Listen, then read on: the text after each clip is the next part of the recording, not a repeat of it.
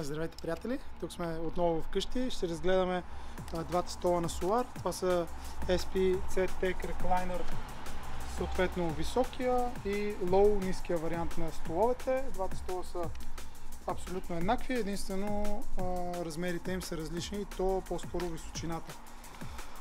При столовете отново, както и при леглата, сме с 3D Durador материала на Solar. Отново въздушните джобчета, въздушните възглавници на седалищната част и на облегалката, както и целият е обгърнат от всякъде с велур за максимална здравина. Сериозно подсилен, с много здрава подсилена алуминиева рамка. И двата стола идват заедно с премахащи се чантичка и възглавница, които могат да бъдат слагани съответно отляво или отдясно, и вече възглавницата може да се мести навсякъде по облегалката, както на вас ви е удобно.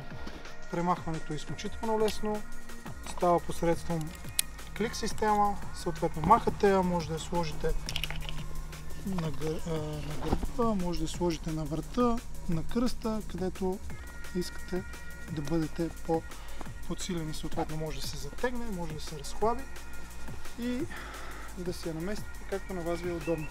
Изключително здрав стол, изключително добре направен, същевременно супер лек. Има 3 нива на регулация на облегалката.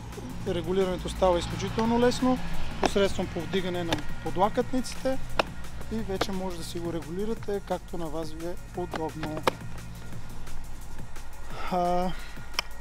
Чантичката е изключително практична, прикрепя се посредством кукички, има 2 джоба за чаши, за бутилки, за каквото вие си прецените, 2 предни джоба, които могат да се използват за станция, за телефон и за всякакъв вид аксесуари, и голям вътрешен джоб, който може да бъде използван отново за книги, за таблет, за каквото вие прецените.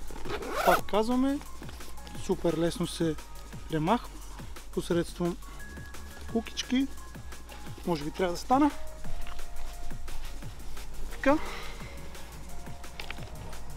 Купчаваме и можем да я пренесем в палатката или където прецените. Относно размерите на стола, разполагаме с...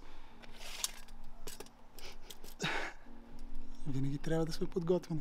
Разполагаме с 52 см широка седалка, 50 см дълга, 64 см, ако не се лъжа, 64 см висока облегалка и 44 см е висок самия стол.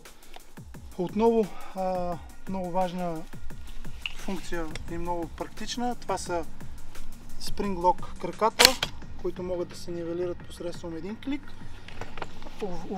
Увеличават височината на стола с цели 10 см и регулирането става супер лесно. Съответно, отново да спирам, един клик и кракът се изстрелва. Така, отиваме към ниския стол. Отново ще взема помощното средство, защото аз не помня много цифри. Госпожата ми по математика ще потвърди.